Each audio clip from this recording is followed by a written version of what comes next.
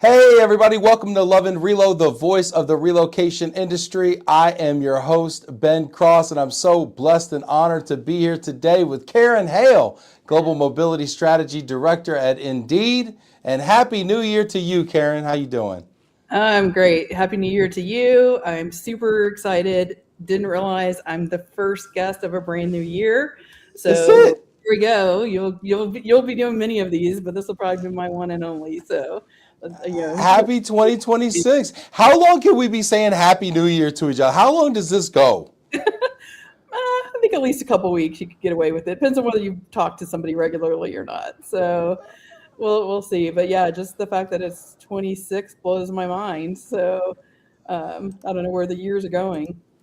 I love it. I love it. It's the time of well, I guess December was kind of the time of reflection. This is kind of the time of projection and looking forward and saying what is our resolutions, what are we going to accomplish and what kind of goals are we setting for ourselves and all that jazz. I'm not going to ask you. I'm not going to ask you, but do you have a New Year's resolution?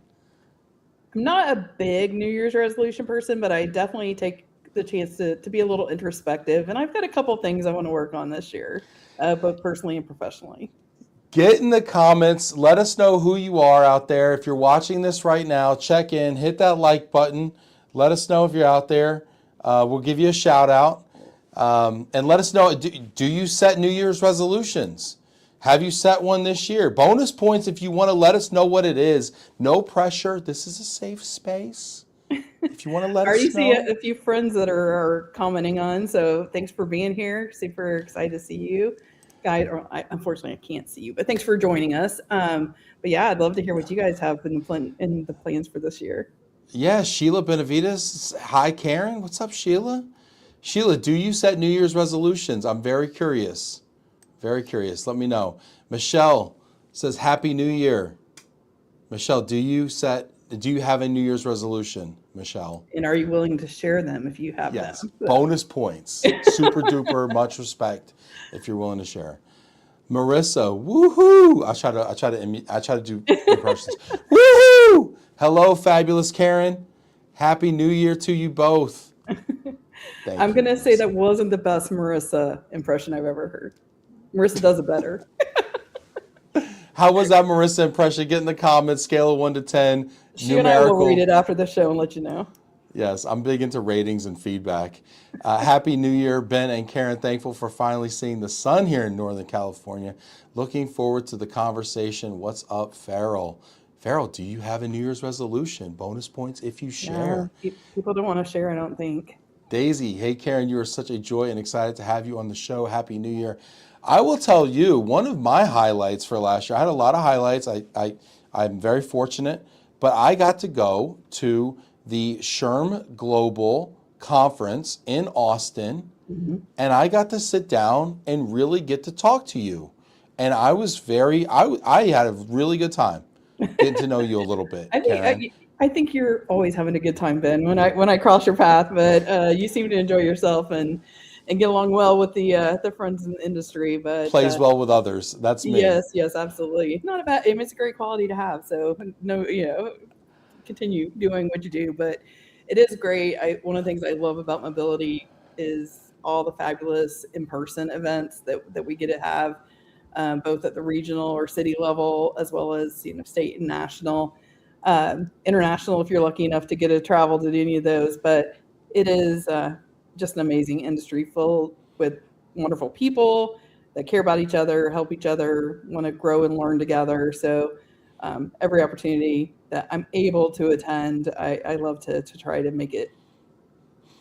Well, and the people are great and all that, and they really are. And I asked one time, I remember I had dinner one night with Lynn Shotwell, who was the president at the time of Worldwide ERC. And I said, Lynn, you've been in a lot of organizations. You were at SHRM and you were in some law associate. I mean, you've been in a few different things. I've only had one industry really, right?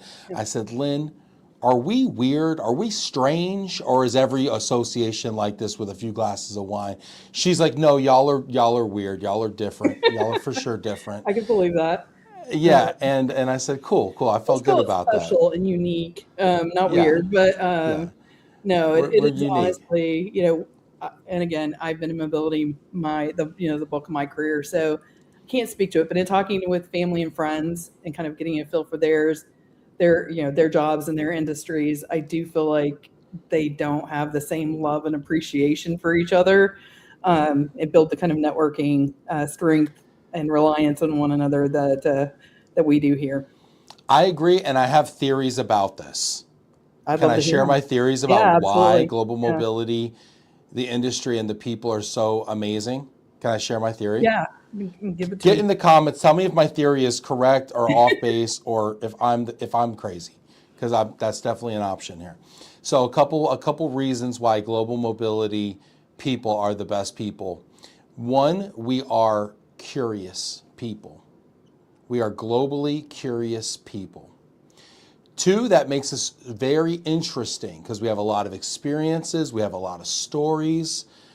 Three, we have to have a lot of empathy because we are dealing with all these people who are going through like the most difficult time in their life, Right. right? So we have Yep. to have incredible amounts of empathy, love, caring. So we're just like the most nicest, kindest, like warmest, greatest people like that, I think. And then I think what brings us all together is the fact that we can't do any of this alone, For right? sure. I mean, Yeah. where would you be without your network of partners, right?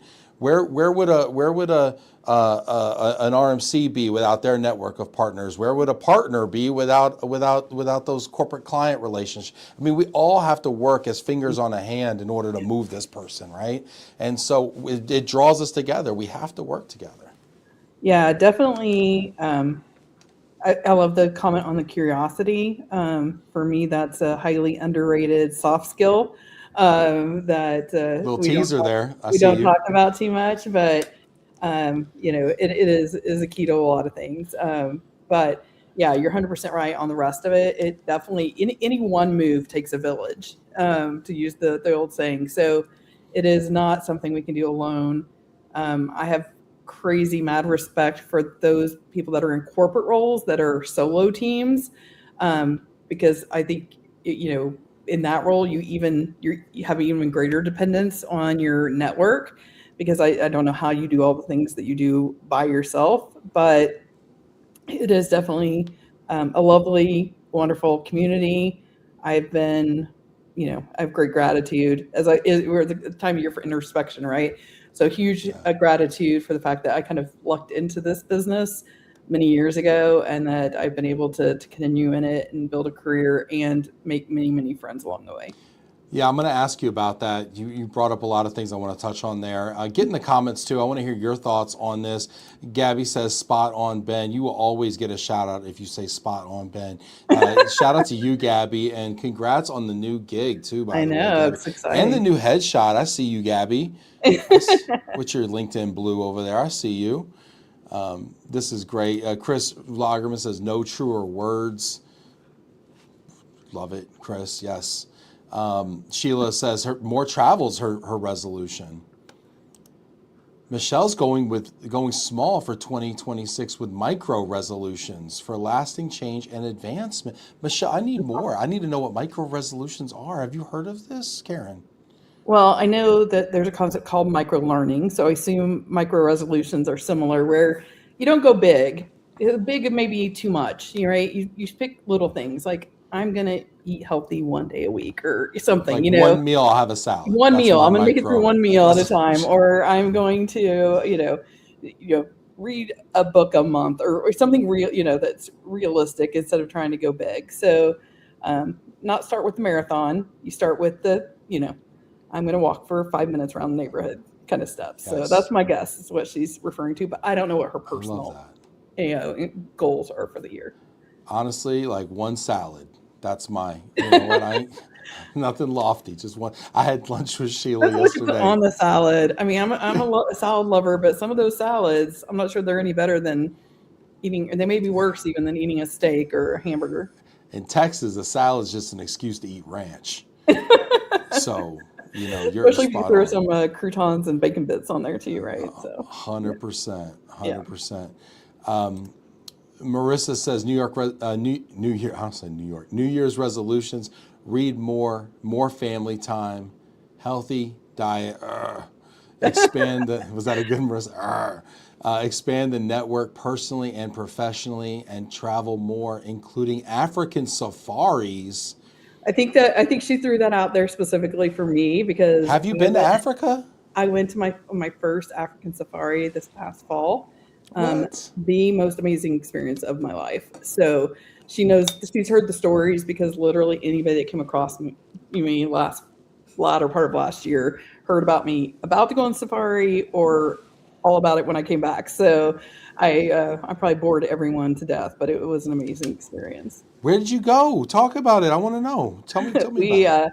went to Botswana, Zimbabwe, and South Africa. So most of the time on safari in Botswana and South Africa, a couple days in between at Victoria Falls in Zimbabwe. So it's a little Did you break. see animals? What animals did you see? Oh, it's a kind of a joke in the house now because the phrase is always we saw so many animals, so many. Like I can't even like describe the volume. But Favorite literally, animal or animal that stood out to you? Like, what's the one that like, oh, yo, this animal is crazy?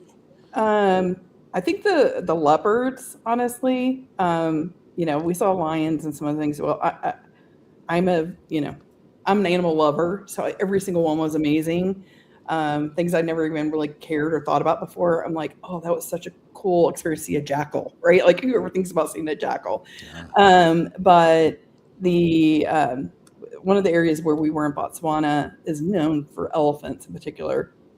And we literally saw hundreds, potentially thousands of elephants. Just that area where we were is known to have like a population of 20 to 30,000 elephants in Botswana. So literally we were along the river and they were just everywhere and more elephants than I thought existed in all of the planet at this point in time. So it was just a phenomenal experience. And again, I could talk this whole hour about the safari, but if anyone wants tips or to talk about later, let me know. I have a question about the elephants, though. You mentioned more elephants than you thought existed in the whole world. I know elephants have been poached for so long, but I Yeah. also know that we're trying to conserve elephants and trying to preserve the species so are elephants, populations on the rise? Have conservation efforts, helped the elephant population, or they continue to be, endangered and under threat? Definitely populations are on the rise.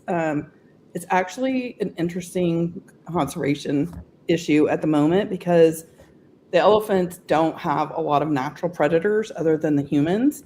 Ain't nobody Now, mess with that elephant. yeah, sure, for like if a lion pride happens to come across a isolated baby elephant, they might take that for a meal. But generally, they get too big too fast, and there's much more abundant and easier prey. It turns out I learned all my ecosystem lessons from the guides and others that we ran across there. But so it is becoming almost a problem of overpopulation, but yet they're so loved that nobody wants to do things like allow even limited hunting of them, things of that sort. So it's a dilemma that some of the countries are facing right now. And we've been so hard line, no elephant poaching for so Correct. long, for so many decades, right? No ivory. We've stood up all this infrastructure around no elephant poaching, and now it's working. And now it's like, well, there's a lot of them. Yeah, and they're obviously it's not just the number that exists, but they're big. They take up a lot of space and they eat a lot of material on a given day. So there were areas like a lot of times they'll push down young trees. I learned so much in this trip, and again, I could talk about it forever, but they'll push down young trees to get to the roots because they're soft and tender.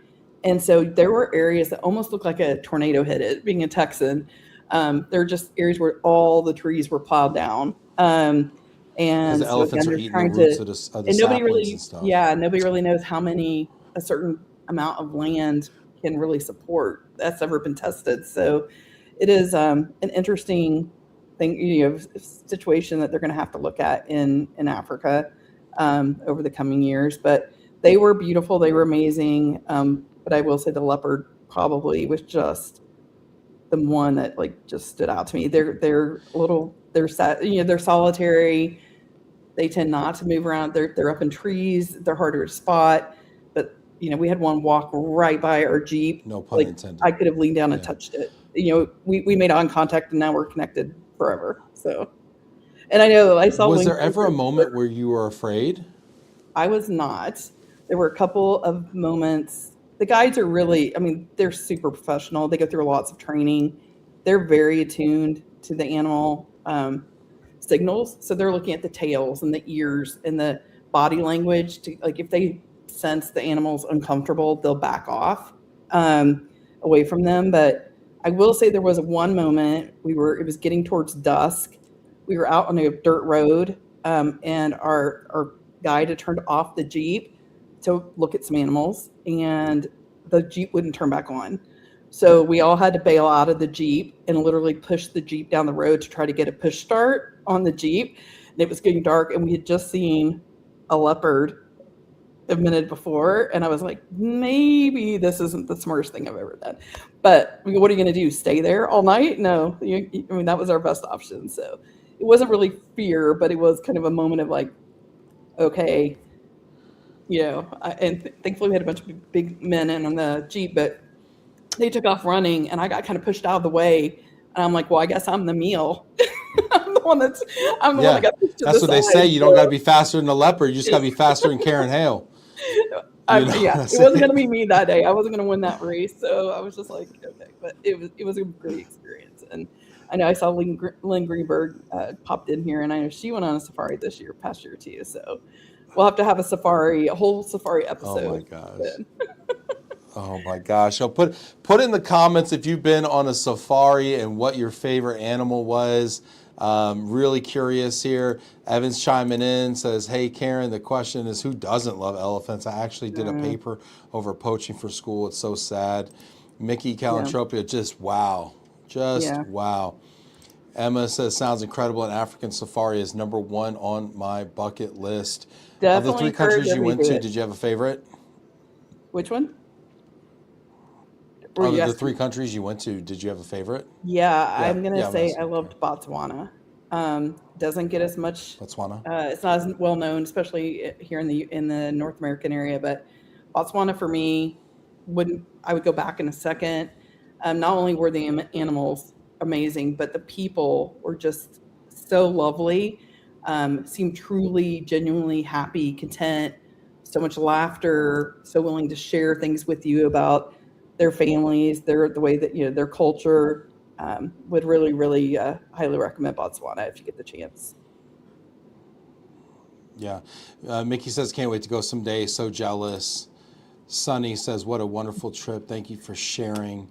And then Patrick's weighing in on the New Year's resolution. All right. Happy New Year. Shifting focus this year from motivation to discipline. Many think they are the same. They are not. Ooh, I agree with that. Discipline can be hard. Yeah, that's not discipline's for my kids, not for me. Okay.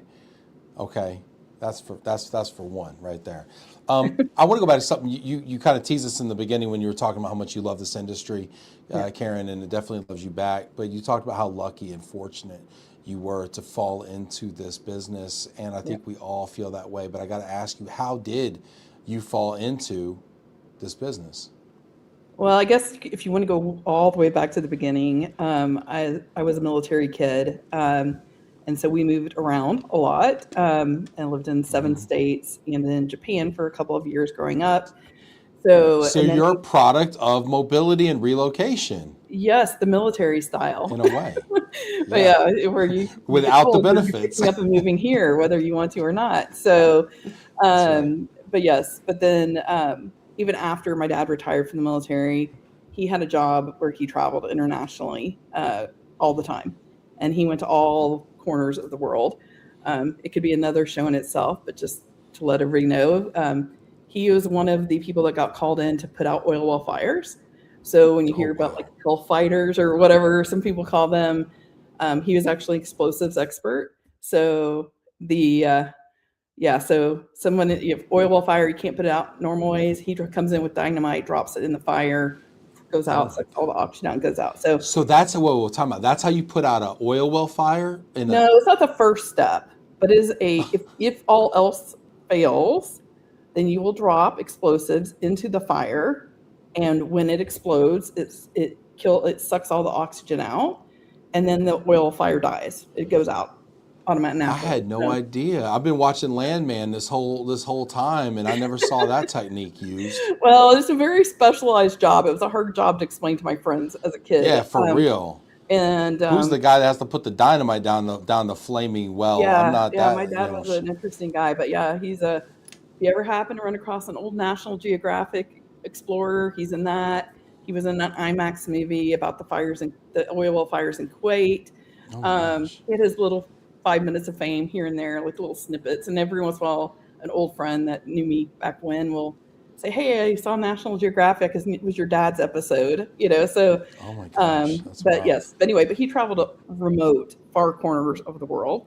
But he would come home with the stories, the money, souvenirs for us that he picked up usually at the airport because they didn't have them out in the oil fields, things of that sort. So I just kind of grew up exposed to it and had this deep love and curiosity, to go back to that word, of wanting to know what was going on out in the world. So went off to college, ended up getting my undergrad and graduate degrees in different names, but like basically international studies, international affairs. Yep. Then got out and said, I don't know how to turn this into a job.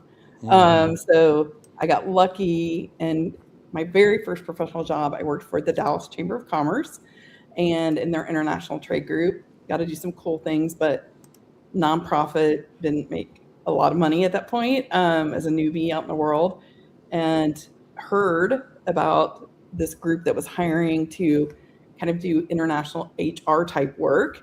Ended up being Ernst & Young in Dallas. When I interviewed with Okay. them, got in, I started learning all about mobility, and kind of everything followed naturally from there. So So was that on the tax side, or what were it you was doing at EY?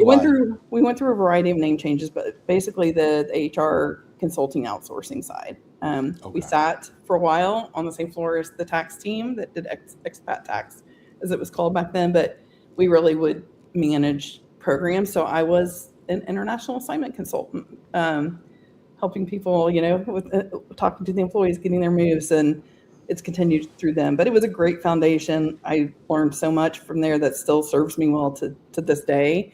And then I've just, continued to be around great people, great experiences that have helped me continue to learn and grow. I love it. I love it. Get in the comments, Uh, y'all. I want to hear your first job in global mobility or relo or whatever. Throw it in the comments. Super curious. Gabby says, Karen, you are incredibly interesting. We have only been here 20 minutes and I'm riveted. Gabby, I will tell you this. There's interesting people and there's people who are interested in people. And it is much better to be the latter. People talk about, a yeah, I want sense to of hear everybody humor. else's stories. I want them to comment. Yeah. Because and I think that is such a good, you talked about like, oh, I'm always having a good time wherever I am. It's because it's like you can choose to bring the party with you. You can choose to bring the interest with you. People anyway. I think, and Gabby, you're just one of those people that's always curious. So I love that about you, Gabby. Lynn Wagner says E&Y crew. She was with me back in the day. Our offices are right by each other. What So was Lynn like back in the day? probably very similar to Any how she any is cra- now. any crazy Maybe we were stories all from a few Lynn? years younger, but Crazy we, stories. we had a lot of fun. We had a great team, and a lot of those people are still doing amazing things in mobility, including Lynn. So super excited that, again, we got such a good foundation that I think we've all been able to go on and maintain a career here, and doing different aspects of it, but still love I it. want to ask you about crossing over to the corporate side, because Yeah. that is something I talk to so many folks about, who work on the service provider side, and they all want to go over to the other side, right? And it's Yeah. like, be careful what you wish for, right? Yeah. But before we get into that, really quick, I got a couple comments here. Sonny Erickson says, I know about that job. Red Adair came to Libya to put out oil fires when my family was on an expat assignment with Esso Exxon. That is a tough Yeah. job. My dad knew Red. He's a legend in that field. So, but my dad was one of the guys they call into subcontract when they needed extra help, but he knew him personally. So That's yeah. wild. Very cool. Yes, talk Gabby about says interesting us. jobs. Like we could, I mean, that's a job that we never hear about, right? So Yeah, thank God people do that job, right? I started mobility as an immigration paralegal after the ooh, Peace Peace Corps. Corps. I'd love to hear Ooh, about that.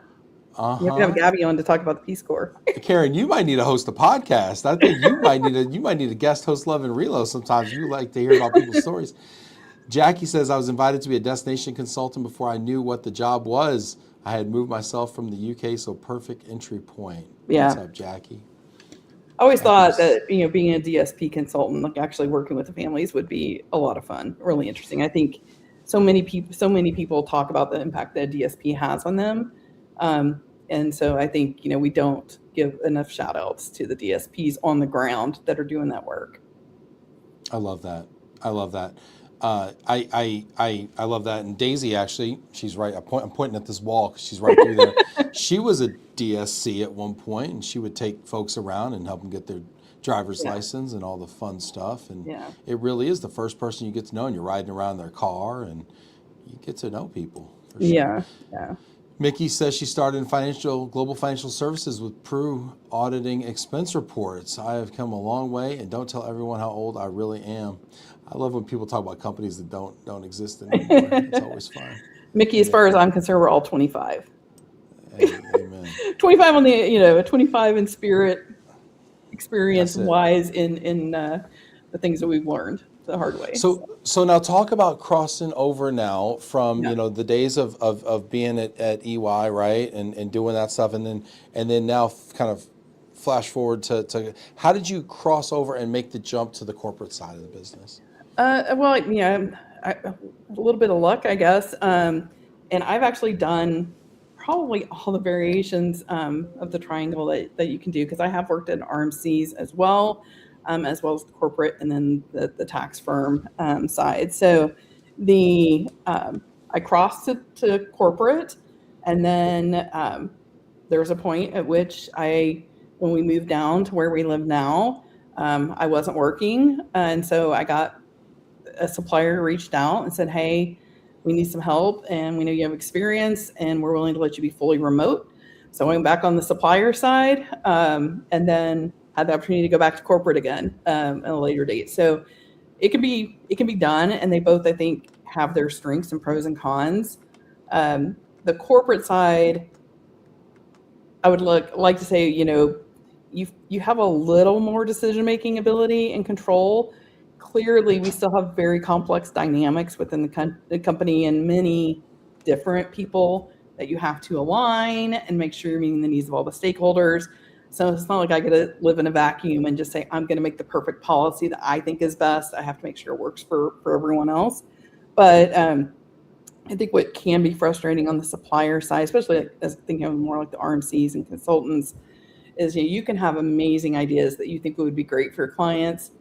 Tell them cost savings, things that'll improve employee experience, and they can say, "Yeah, I don't think so," and just kind of like walk away, right? Yeah, and just walk away, and you're like, "No, but it's a really great idea. I've been thinking about this for years." That's underestimating my corporate friends here, because obviously we put more thought into it than that. But there are times that you can't follow all those recommendations for valid reasons. Well, give us a glimpse, though. Give us a glimpse, right? Because I've always been on the supplier side, right? And I was literally just talking to a supplier friend of mine, yesterday, right? We were kind of talking about this dynamic, right? And it's like, because I've felt this way. I've done all the cost benefit analysis, and I've come up with a new process or an innovation, and I'm like, this is really going to change the game, and I'm like, how come nobody's listening, or how come they're not adopting it, or I pitch it, and they're like, meh, not interested, or whatever. But what are those dynamics on the other side that they might be considering, the corporate perspective? Can you help me understand that a little bit more? Yeah, I mean, I think we have a lot of stakeholders to consider. There are processes that we don't own internally, but we still have to make sure they work. Procurement, accounts payable, finance, et cetera, et cetera. So if the process doesn't fit within our ability to make it work with our existing processes and technology, it may not be the right time. Maybe not a no forever, but it may be like, I can't make that work right now. Sometimes it's simply a cost issue, right? We know budgets have been tight in recent years, and sometimes there might be great ideas that enhance technology and things like that, but you know there may be a cost that you can't get it approved internally. You can't get it through the budget. I think one of the things that we always struggle with on the corporate mobility side is that our population as a whole, especially when we talk about like relo and immigration, is very small in consideration, compared to the full employee population.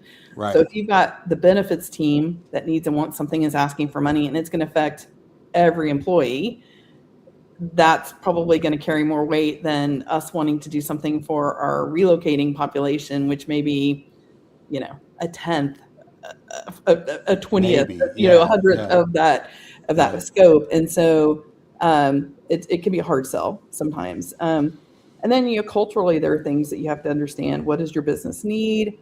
What are your business leaders willing to accept?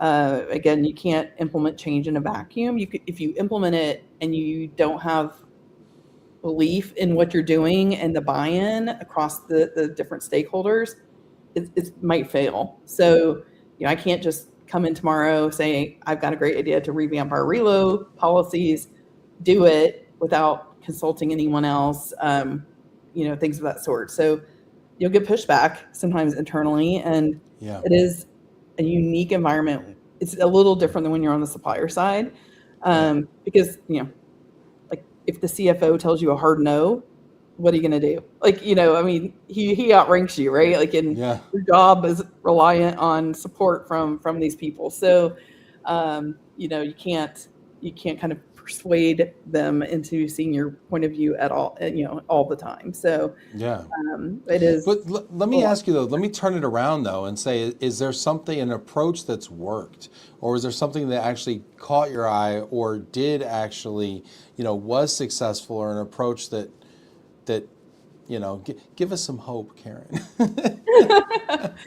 Well, I think technology is our friend right now, because we're able to do more and more than we've ever been able to do before, to use data to support what we're requesting.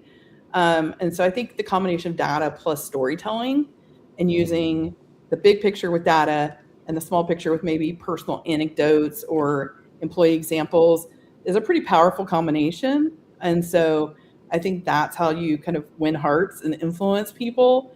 So it's, combining those two elements. I think historically, because of the lack of technology, the data piece has been hard, but it should be getting easier and easier. I know we're all still climbing the AI ladder, and trying to learn everything that we can do there. But things like, predictive analytics, more sentiment analysis, things of those sorts that AI and technology let us do now can help us fight the good fight. I love that answer. I skipped lunch. Did you say cinnamon or sentiment? Sentiment. Okay. All right. Yeah, I was thinking about Cinnabon or something. No, I loved your big data, small stories. I love that idea, of that approach. I think I love that combination. I think sometimes we tend to do all of one or the other, right? Mm-hmm. We either tend to come in too technical or too mathematical in our approach, or we tend to come in too anecdotal, right? And it's like, yeah, but where's the ROI, or where's the business case here? And I love the combination. Important to know the audience. Some things are going to resonate better with some stakeholders than with others. So you kind of have to tailor your message based on who you're sharing it with and what you're trying to accomplish. Yeah, that's really good. We need to clip that. I might clip that. That's really good advice, Karen. That's worth. Well, it's always a little bit of a guessing game, but we try our best. Yeah, hit that like button, y'all. Get in the comments there. Let us know what you think about Karen's approach there. I do want to ask you. You mentioned predictive analytics. You mentioned some of these tools. I mean, are you using AI now in global mobility? I'm fascinated by the use case and how people are using it. Could you share that? 100%. We are using it. We are fully on board. It is something that we have been told from the top down and bottom up that every person in the company is expected to be working to figure out how to use it to make our jobs more efficient. So it's a responsible each one of us has. That being said, obviously, we're still in a pivotal moment where AI is developing faster than maybe any of us can really keep up. And so it's everyday new learning curve to try to understand what tools have been made available to us, what do they do, and what do they do well, because I think those are two different things. And we're at the That's a moment where great we have point. so many different tools that are now available to us, either embedded in our supplier platforms or through various options that the company's given us, trying to figure out like which one is better for which purpose. That may eventually, I expect in time it will level out to some extent. However, they'll kind of, everybody's going to compete up and try to undermatch some of each other's capabilities. But right now it's a bit of a trial and error still in a lot of aspects, trying to figure out what to do and how to do it. I was playing around. We're a Google Suite company, so we have Gemini rather than Microsoft Copilot. And, Mm-hmm. With Gemini, there's a subset of Gemini called Gems that you can use to build things to help you do analysis and other kinds of work. But I was even looking at today because right now you can attach docs to a gem and use as background. I think they call it the knowledge base or knowledge library or something. But right now it's got a document attachment limit of 10 docs. So I was kind of exploring with how do I, if I want to do 20 docs, how do I make that work? And I don't think there's a solution in GEMS, but what you can do is consolidate information like multiple docs into one doc and then attach it. But there's lots of things. Oh, I like Yeah. that. So So would there's, that be multiple pages or chapters within a doc or yeah, I tabs mean, within a literally spreadsheet? it can be any kind of docs. It can be a spreadsheet, it can be PDF, it can be a Word doc. But right now, there's a limit of 10 attachments. Attachments. Okay. So if you have like multiple spreadsheets, you could drop it all into one spreadsheet and then use that to kind of work around that limitation. But those are the things that we are still, learning and evaluating on how we can do work better. Yeah. Really, really fascinating. We got a question actually. Get in the comment if you have questions here for Karen. We've got her. She can't go anywhere, so we're just going to ask her questions. Inez says, Karen, could you share more details about how sentiment analysis could help? I find that very interesting. I found it interesting too. Thank you, Inez. People are paying attention out there. So yeah, I would say we aren't doing a lot of this yet. We're just in the infancy stage of trying to use sentiment analysis, but the capabilities are certainly already there, and I expect they're only going to get better and better in time. I think one of the great things that sentiment analysis can do is to look at communications and let you know when something might be going off the rails, but well before it does. So, when it can note the tone change. So if they can tell an employee starting to be like, okay, I haven't heard back from you, or I still don't understand, anything like that, it can flag it early so you can intervene quickly before it gets to a point where something blows up. So I think that's a really valuable use case.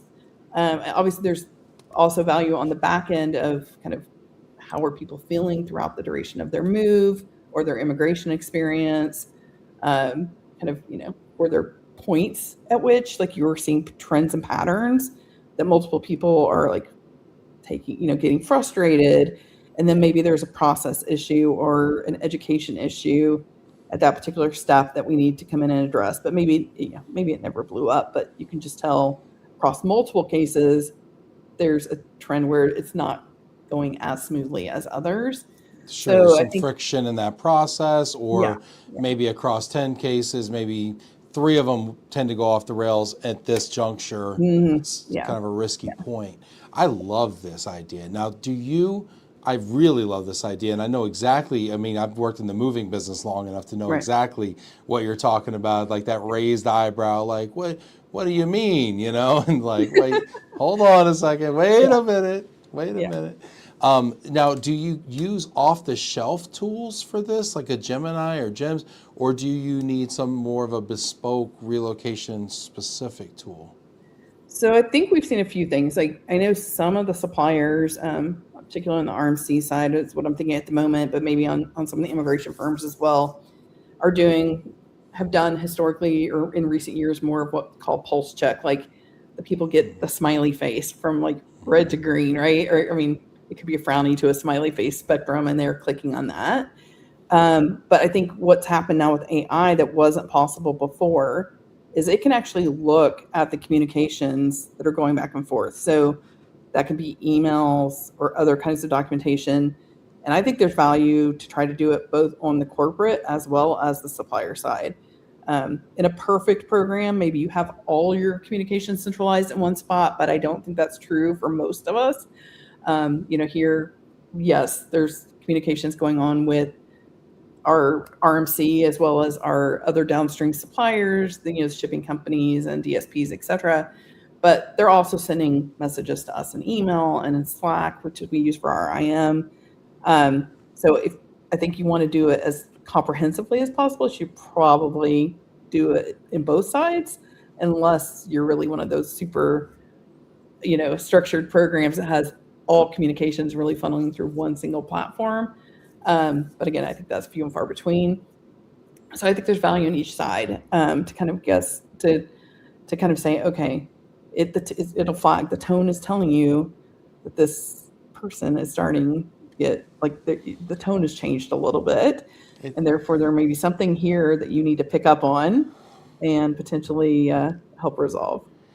it's interesting that we're relying on AI to pick up on human tone changes that maybe we as human beings, I don't know, are we blind to it? Do we not care? Do we not have the bandwidth?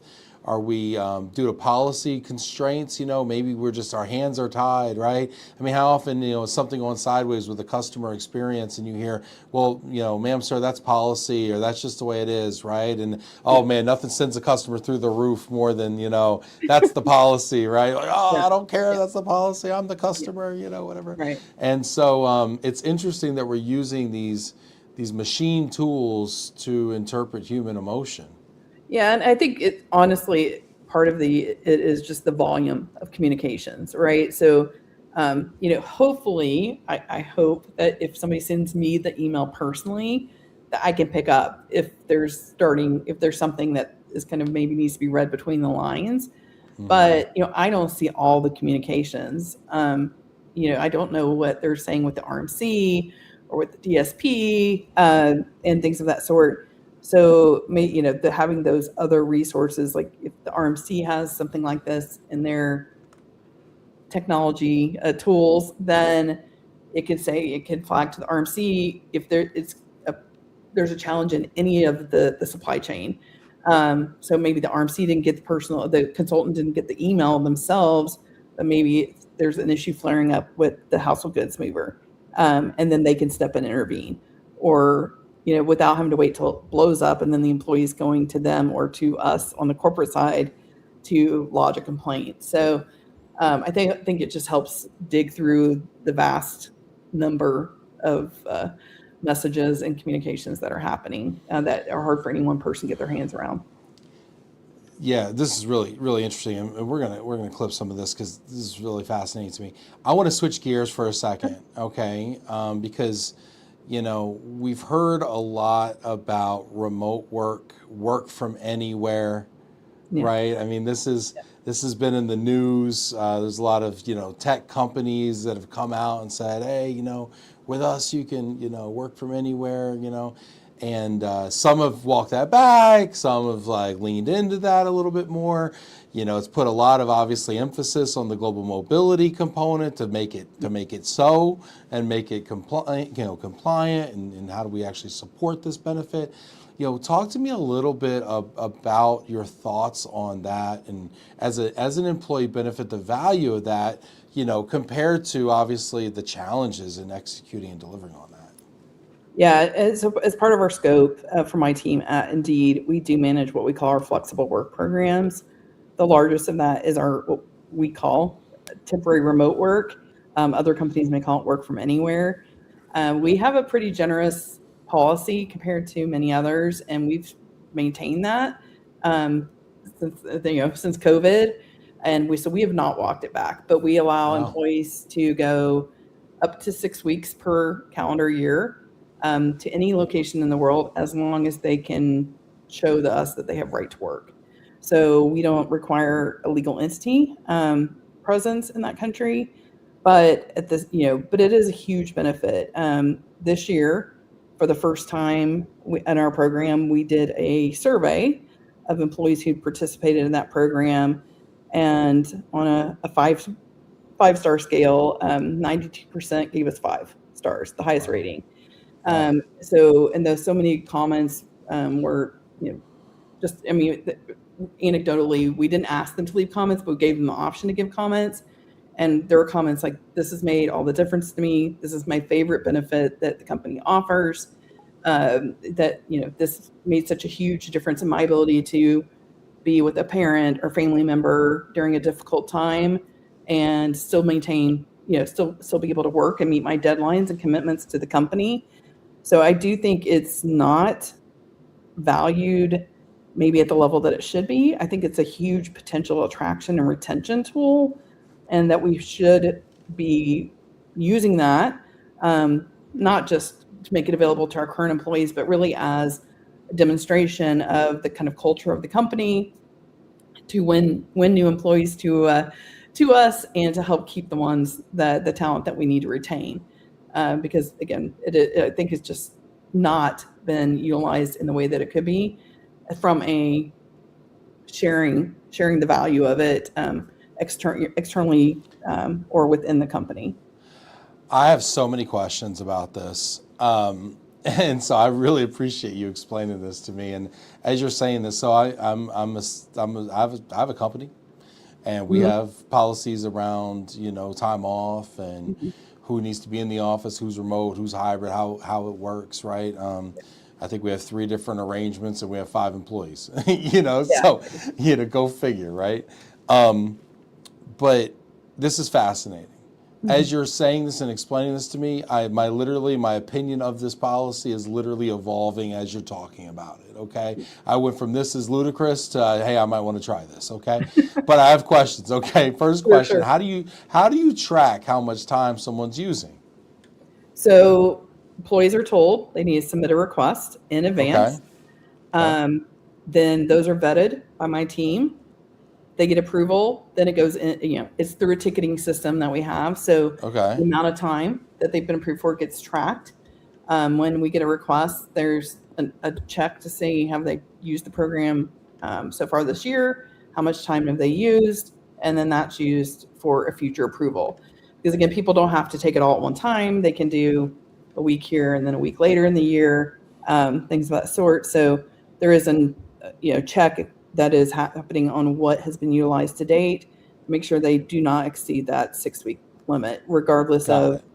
how many days they took initially, whether they're going to the same location or not, because they could be going to 6 different locations throughout the year. It's still 6 weeks. Yeah, yep, yep. So Okay, that's something that's checked. But I think where we've seen where it really has made a big difference, and I don't think it's fully appreciated. I think a lot of us, think like, oh, people are taking their laptop and going to sit at the beach with a margarita for the week, and maybe some do. That we don't prohibit that, right? But most of the cases that we've anecdotally been told, because we don't ask people to disclose why they're taking it, but the feedback that we get is many people are using this to support family members. So, mom's having surgery, needs somebody with her. I don't want to just take time off. I've got work to do and I want to do that yeah, work, but I do need to be somewhere else to be able to do this and take care of my family. Obviously, foreign national employees use it to go travel home and spend time near family members. and things of that sort. So it's really valuable in that way. Does that pose an issue? And by the way, I love the family reason, right? Because when you help your employees help their families, that's when they start to. I mean, this sounds cliche, but that's when they start to treat you like family, right? Mm. Like when you that's when you really ingratiate yourself, and I love that. I really Yeah. love that. So now, you mentioned something though, when and foreign national goes to, like, let's say Asia, right? They go to Asia. Now, are they working on on their host country, on their home, whatever? Are they working on Austin time, or are they working on, That's really, Delhi time? we leave that between the employee and the manager, Okay, the manager. to All right. figure out. It probably depends largely on the nature of their Depends. work. Nature of the work. I know employees that do both. Mm-hmm. And we do have, just to kind of put some parameters about this, we do have countries that we maintain a list together with a lot of our stakeholders, including our physical security, IT, legal, and others, that there's certain countries where they're deemed extreme risk, and so therefore requests of those countries are not approved. But outside of that, when the employees they're working, we really leave it to them and their manager to make sure that they have agreed to a situation, whatever solution will work for that period of time. So I have one last question about this, Karen. You probably didn't come on here thinking you were going to explain to me my remote work benefit, but this is fascinating to me because it's very progressive, right? And we want to take care of our employees. The PTO situation, right? Because theoretically, if they're not taking this, they may be taking PTO instead to go take care of that family member or something. So how does this change the PTO, right? So it's on my company, we do an unlimited PTO policy, right? And so I would just say, well, if you need to go to the beach for margaritas for a week, just go to the beach and take a week off. Right. But they might say, well, gosh, yeah, but I may want to check emails, during the afternoon, and then it gets weird, and it's like, well, am I working? Am I not working? Whatever. So this is kind of interesting because they may want to work, but they may want to work near the beach adjacent. So what's the PTO policy like, and how does that work in tandem with this policy? So temporary remote work is completely separate from PTO time. PTO, sometimes they'll use them together. So like a week of temporary remote combined with a week of PTO, and now they're gone for 2 weeks. 1 week they're not working at all, or maybe barely checking in. The other week, they could be working the day and going out in the evenings, or again taking care of family members and working around the needs of the family. So we do see, especially for people that may be traveling long distances, say to Asia, they may combine the programs. But people have the option to take them separately or together, depending on their situation and what they wish to do. But a lot of people they're loyal employees. They don't want to just say, hey, I've got to take 2 weeks off because I need to go help take care of my mom or dad or whatever. They're like, I need to be working. I need to be checking in. They're not going to need me full time. But I do need to be doing it from another spot that's not my normal place of work. So they'll use that option. So we've established that 92% gave it a 5-star rating. I have to ask, did we look at or measure productivity or retention or anything pertaining to the business versus the employee standpoint on it? We didn't. This was our first survey, so I think we're gonna as we continue to do them, see more trending and ability to kind of say, of those employees, how many stayed with the company, things of that sort. But this was kind of our baseline, first stab at trying to get some measurables from the people actually participating in the program. So I love it though. I'll come back to you with what all we're able to do with it eventually. Well, I love it, and I also love the fact that this remote work policy has become another kind of arrow in the quiver of global mobility, right? I mean, you're not the only global mobility professional that I hear owns remote work policy, Mhm. right? And I think that that's awesome because as we look at, how does global mobility, expand its purview and its relevance and its strategic relevance within an organization, this is another thing. And this is one thing where mobility and assignments may only touch 10% or 1/20th of the Yeah, this touches everybody, right? absolutely, 100% of the Everybody's participating in yeah, this, yeah, and it's easy to understand the story for this. So yeah. really, really cool. Really neat. I might even adopt this here at Glomo. I don't know. Okay. Well, let me know if you want any input or advice. I'll Yeah, give you some I do actually. And I might want to see the retention numbers on this too. Okay. I don't want people taking one of their We'll weeks talk after the show. to go interview somewhere. But Yeah. anyway, yeah. All right. Let's see. You know what? Gosh, Karen, you are interesting as all get out. I could talk to you forever, but we're running out of time. But we got it. We saved the best for last, Karen. All right. You're a fun What are you going to person. throw at You me, want to play? Ben? You want to play a game with me? Absolutely. All I'm a little right, time nervous, for but let's go. overrated, underrated, okay? Do you know how to play the game, Karen Hale? I guess I believe you throw something at me and I tell you what I think about it. Oh, Yes, okay, I will give you a topic. You will tell me if it is either overrated or underrated. Those are your all two right, got it. options. My first And game I will show. tell you, if you're correct. All right. It's based on personal opinion, right? That's it. It's purely subjective. I am the decider. Smart people get the joke. Here we go. First one up. Cauliflower. Overrated. Not a fan. And I Not a don't. fan of. And What then did cauliflower do to you? I don't like. It's a texture thing. I think partially, plus a smell and taste thing. It's Plus odd. a I love plus a broccoli, taste which or is a smell thing. cousin, but I don't like cauliflower. And I definitely don't want you taking cauliflower and making it into all the other things like rice and pizza crust and You all don't want to that. rice your You're trying to cauliflower. trick me. I will tell you what. You know what? I Where are you on I this? I there was a moment in time. I did a month of no alcohol, and I was vegan. Okay. Okay, my good friend Thomas Bailey, 5 years ago, October of 2019, that scarred me for life.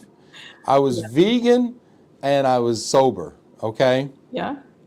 Sounds very healthy. yeah, sure. And I ended up going to like 3 conferences. That's conference. It was October. That's Oh, yeah. conference It's a rough month, right? time. Yeah. So I'm at like 3 or 4 conferences, right? And I'm sitting there, and everybody's having either the filet mignon or the chicken, and I'm like, did you have a vegan option? And every time I got a freaking cauliflower steak.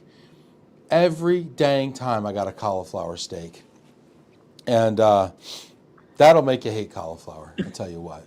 Well, I'm being told that I'm wrong on this one by the audience, so I will maybe give it another chance. Maybe see Jonathan what. Johnson says cauliflower pizza crust is amazing. I mean, what's wrong with regular pizza crust though? Yeah. Patrick Marble says that sounds horrible. Yeah, yeah, it was rough, dude. Everyone's eating a fillet. Sometimes you get the fillet and the chicken. They hook you Hey, up. They give I you love some both. veggies. It's just cauliflower's not at the top of that list. Okay. Cauliflower with buffalo sauce, riced cauliflower is a game changer. Rice Okay. cauliflower is I do like it. Okay. I'll take your word for it, and maybe I'll throw some buffalo sauce on it and see what happens. I know this isn't for everyone, but I kind of like Indian food and Mhm. a cauliflower chicken, like instead of chicken 65, like a cauliflower 65 is good. The wagon for a month would be horrible. Yeah, yeah. Thanks, Patrick. Yeah. Yeah. My trouble with vegan is I love some cheese and dairy products. So There you go. going full vegan would be hard. No eggs, no cheese. Yeah, I crushed a block of cheese last night. Don't tell anybody. Anyway, moving on. All right, cauliflower. You know what? You know what? It's a tough way to start, Karen. Tough way to start. You went overrated on this one.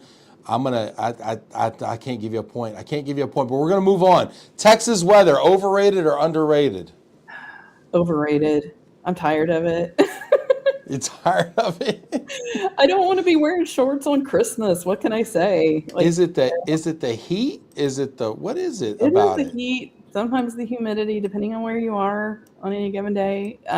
Houston, the humidity is a problem, but I don't know. this winter's been a killer. It's been so warm. I'm just kind of like, give Oh, me a yeah, few that's cool days nasty. before you burn me up over the summer.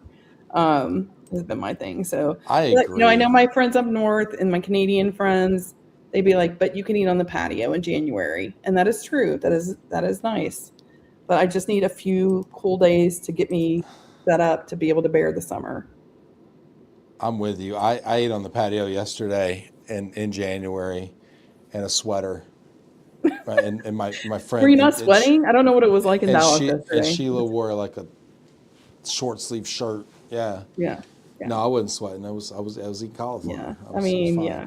It was like almost 90 in Austin the other day. Oh, that's scary. It's It scary. is. It's It's like if not, it's 90 in January, what is it going to be in the summer? yeah, that's always the fear. So, That is Texas but weather. it's Oh, I think Texas weather is overrated.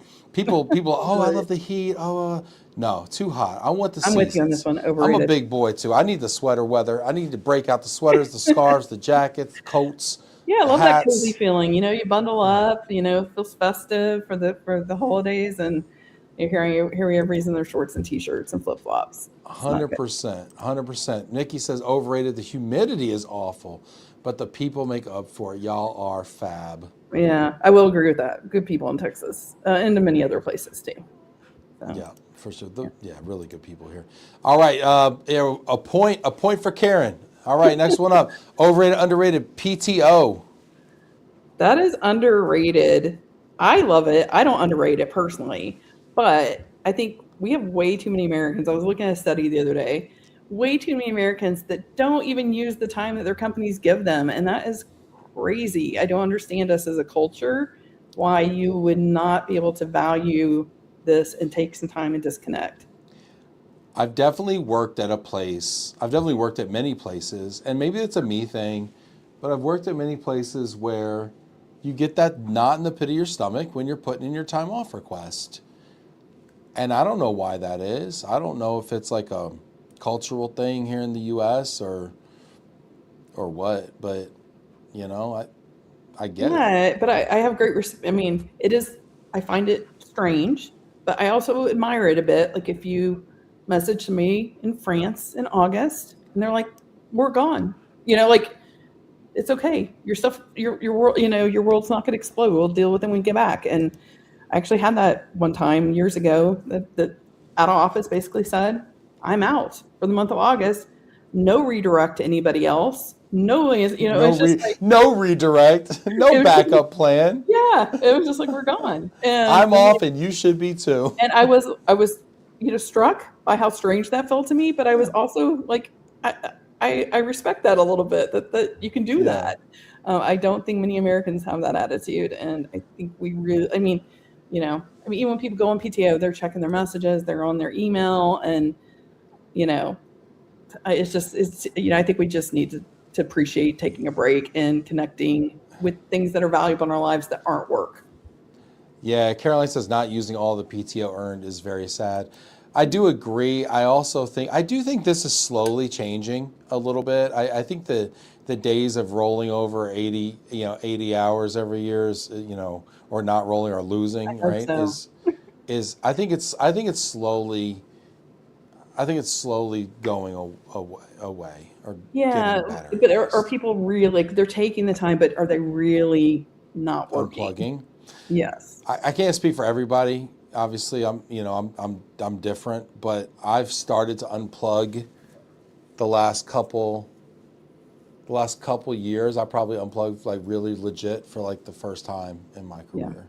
I have to say that the famous Africa trip we just talked about, like, was the first time in I think my whole career that I've taken 2 solid weeks of vacation back to back. And it I don't know, is that I mean, it's not I know for Europeans that's not normal or healthy, but, it was the first time I've ever done it, and I felt so strange about taking that much time off, and, but I was like, if I'm gonna do this amazing trip, I've gotta do it right. I don't wanna feel You like got to I'm do it right. yeah, but it Yeah. just yeah, it's tough. We have a we I think we just struggle with disconnecting our from our work identity sometimes. Well, and the beautiful thing about how deep you can go with the experience when you get there and you spend a week somewhere, or when you hop to 3 countries, like like I've done things where I've gone to Europe, and spent 2-3 days and then came back. Oh, and I didn't have enough time to, it's Hmm. such a shame to not Yeah, hit a bunch of places. yeah, yeah. Did you see Mark's comment? Our friend Mark Baltiera. That was a great one. The I'm gonna best have- out of office message I saw was from an Italian colleague who was on his honeymoon, and it said, "If this matter is urgent, please explain it to my wife." no, Oh, that's I wonderful. fully respect that. You shouldn't be doing work on your honeymoon. I mean, that may not set up the marriage for a good track. So, Yeah, Europeans take their vacation and usually a minimum of 2 weeks at a time. I agree with Karen about PTO. That's awesome. All right, PTO, underrated. I dig it. All right, next one up. Business travel, overrated or underrated? I think it depends on how much you do it. If you do it a lot, I would say it's overrated. People think that you're going exciting places and getting to do all these things, like people that, but really you're just going from one hotel room to another. Thankfully, I don't travel for business too much these days, but there were times in the past, like I was like, what hotel room? What's my hotel number again? Because I was in Yeah. a different hotel and I don't remember. What It is. city am I in? I've had that Yeah, before. it can get rough if you do it a lot, but on occasion, it's a nice change of pace, and it is. I remember a few times I got to do business trips when my kids were small, and that felt like a mini victory because I was able to just lay in the hotel room by myself, watch whatever I wanted on TV. Watch I TV have to worry about uninterrupted. bath time so for a few days, I missed them, of course, and I feel guilty about being Oh, gone. of But for a course you few days, did. it was a Of course. nice break to just be an adult Of with course. adult people and Uh-huh. have that break. But they're a little older now, so I don't have. It's not like that anymore. So How much is too much? I don't know. I mean, when my supplier friends are the ones that answered this one, but I would say if you're doing more than 1 week a month, that's a lot. It's a lot. Yeah, more than 1 week a month. And Yeah. maybe not too much. I mean, I think Is if that you like do on average or is that like in any given month? Because I feel like I go in spurts. Like I might yeah, have like like there's nothing conference in season this. and stuff. Yeah, exactly. Conferences, I might be out 3 weeks, but then June, July, August, I may have none or Yeah, something. I don't yeah, know. yeah. I think it, again, just kind of depends. But I think, So yeah, you got to give definitely me underrated or overrated. I got to pin you down on this one. overrated. But, Overrated. but That's- again, on occasion, it's underrated. I think it depends on how you're rating it, right? And Yeah, and I yeah, think and I think it points in our career that changes. I feel like as a young person, we're like, oh, this is awesome. I get to yeah, travel, like how cool, how glamorous, how amazing. And then there hits like a point. I don't know what that point is. I don't know if it has something to do with kids, I feel like. I yeah. blame the children. Definitely. And then all of a sudden it's like now I'm like, oh, get me out of here. But Well, there's I'm just, gonna yeah, get as you get older and you have more life responsibilities, house and pets and kids, there's just a lot more to manage um, yeah. if you need to be out of town. And Yeah. there's a lot of guilt that comes with not being home for the kids. There is a lot of But guilt. Shout out yeah, to all the moms out there too, yeah, because y'all really feel it. yeah. All right, I'm giving you a point for that one. Last one up, and this is for all the marbles. You know what? I don't care if you're 2-2 right now. Okay, we're going for all the marbles right now. Overrated. This is the Super Bowl of questions. Overrated, underrated. The Dallas Cowboys. Well, I'm going to have to go with underrated because I have a love for them.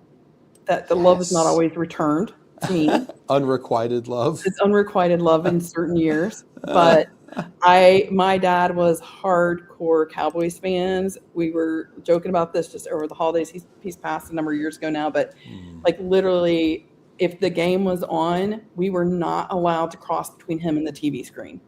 We might be ducking army crawl below the As screen to get across as the it should room. be. Yes. There was not 1 second that we couldn't have that 1 second to pass. No, it was Mm-hmm. go around or go under. And so on his behalf, I will say there will always be true love for the Cowboys in Oh, my DNA. So I love that. we can only hope they live up to that in future years. So God bless your dad. I love that. And as a dad who loves the Cowboys, who kids will not give him the time of day and watch the Cowboys with him, I respect that man so much. He's that man knew how to run a house. I'll tell you what. Okay, all right. Well, I can't. I try to get my kids he to like come used snuggle with me and watch the explosives. He was game. a tough guy. Like we did what Dad said, but Yeah. but yeah, no. And I've got a daughter who now is a teenager, and she honestly couldn't even tell you like how many quarters in a game. So I don't know that I've done a good job with this, but yeah, it's but we were raised right. So David Yakum chiming in. I know this one's going to be controversial. Depends on probably what part of the country you're in. So David with an unsolicited opinion, an uninformed, unsolicited opinion, unwelcome opinion as usual. David Yakum. I used to work with David. You're top of the prayer list today, David. Overrated as always. Get out of town, David. well, like I said, the love is not always deserved, but it continues. So That's right. That's right. Unconditional love is what it is. yes. Mickey talking about business travel. She's torn. Under for in-person meetings with clients and colleagues are awesome. Overrated. Tired of the grind. Forgetting my hotel room. Agree with you. Yeah. Mickey says, great session. Thank you. Thank you, Mickey. And thank you Well, so thank you much, for everybody. Karen. It was so much fun to see names that I know and friends that have supported me throughout the years here in the audience. So I'd love to, I need to catch up with everybody if I haven't talked to you lately. So. Yeah, we went way over our time. Hit that like button. Send Karen some love. Give her a shout out there. She did a phenomenal job. And thanks everyone for watching. We wouldn't have a show without y'all, so I really appreciate you. We got some new things cooking this year, so I'm really excited about it. We actually have a new production assistant starting on Monday, so really excited about Sharina joining the show, so that's really cool. Shout out to Daisy for helping us put this together. Can't wait to get some cool stuff cooking here. I got a really amazing show next week with Dave Bensavengo and Brandon Tabasi and Susie Chapman. Next week, talking about real estate and RMC stuff. And so anyway, we got some really cool stuff happening. And then we're going to be taking this thing on the road, going to Connecticut and New Jersey the week after that. So yeah, a lot of business travel coming up, Karen. Make sure to check what you're wearing. You maybe need warmer clothes for. I guarantee I'm need warmer clothes. Guarantee it. Yeah. Karen Hale, thank you so much for being here. I really appreciate you. All right. Thank you, everyone.